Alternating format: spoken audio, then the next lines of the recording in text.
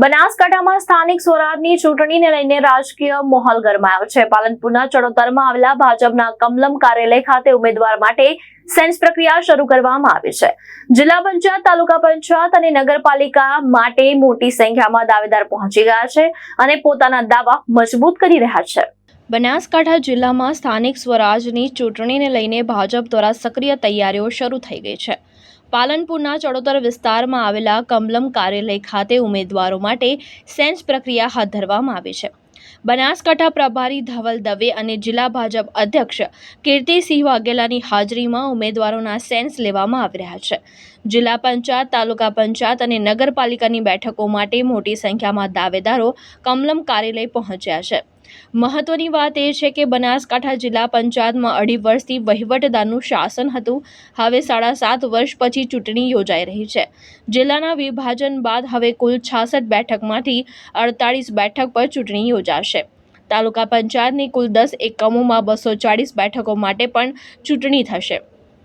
પાલનપુરમાં 34, વડગામમાં 28, દાંતામાં 20, હળદમાં 16, અમીરગઢમાં 20, ડીસામાં 38, ઓગડીમાં 20, ધાનેરામાં 26, દાંતીવાડામાં 18 અને કાંકરેજમાં 20 બેઠક પર મતદાન થશે।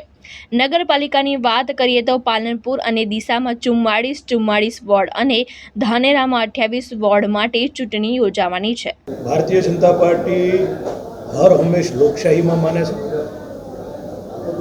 સરમુખત્યારશાહી નહીં, પરંતુ દરેક કાર્યકર્તાને સાંભળીને, સંગઠન અને ચૂંટાયેલા દરેક પ્રતિનિધિઓને સાંભળીને, દરેક સમાજને સાથે રાખીને નિર્ણય કરવો એ ભારતીય જનતા પાર્ટી વર્ષોથી એની પ્રણાલી રહી છે।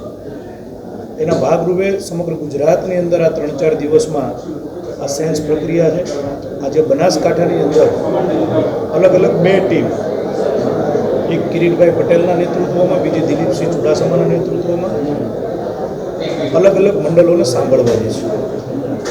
સાંભળીને જિલ્લાની સંકલન થશે। જિલ્લા સંકલન બાદ પ્રદેશ ચૂંટણી સમિતિ જે છે એની સમક્ષ આખો રિપોર્ટ અમે આપીશું અને ત્યાંથી પછી જે રીતે નક્કી થાય એ રીતે અહીંથી અમારા કાર્યકર્તાઓ ચૂંટણી લડશે।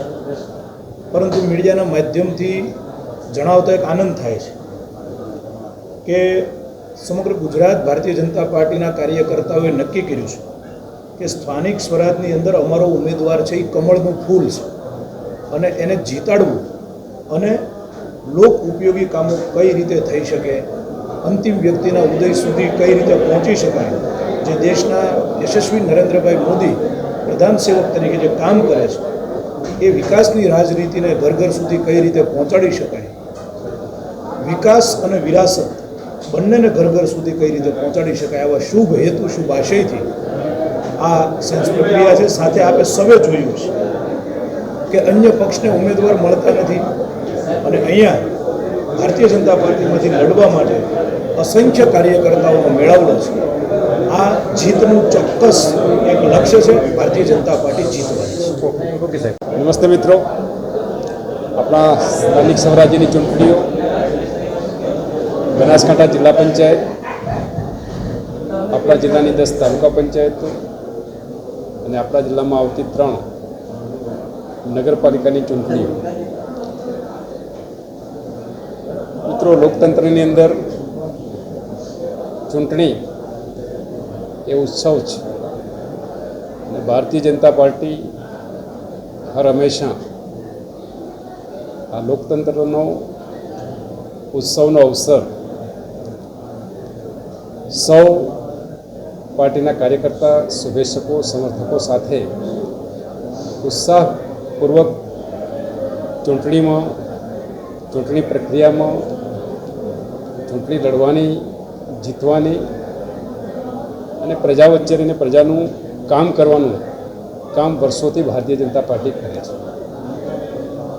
આવનારી જિલ્લા પંચાયત, તાલુકા પંચાયત અને નગરપાલિકાની ચૂંટણીઓ માટે સંભવિત ઉમેદવારોની પસંદગી માટે આજે પ્રદેશ નેતૃત્વ એ નિરીક્ષકોની ટીમ મોકલી છે।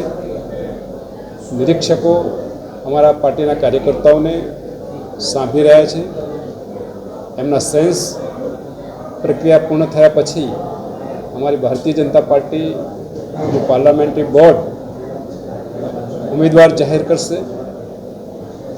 આમ તો અમારા માટે ઉમેદવાર એ કમળ છે, એ કમળ વિકાસનું પ્રતીક છે અને જનતા જનાર્દન હંમેશા માટે પોતાના વિસ્તાર એ નગરપાલિકા ક્ષેત્ર હોય કે ગ્રામ્ય ક્ષેત્ર હોય કે જેમાં વિકાસની રાજનીતિ માટે ભારતીય જનતા પાર્ટીના ઉમેદવારને મત અપાવી વિજય બનાવે છે.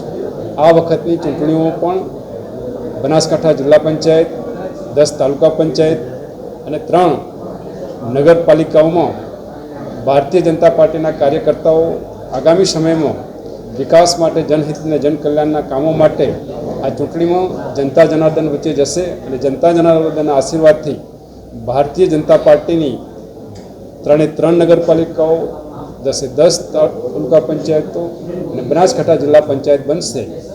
અને આગામી સમયની અંદર બનાસકાંઠાના જનહિત અને જનકલ્યાણના વિકાસના કામો અને વેગ આપવાનું કામ અમારા પાર્ટીના કાર્યકર્તાઓ કરશે.